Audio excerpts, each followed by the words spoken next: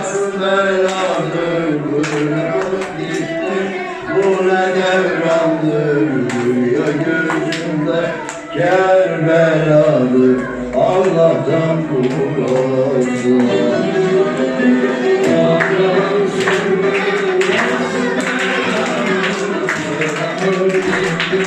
Allah'ın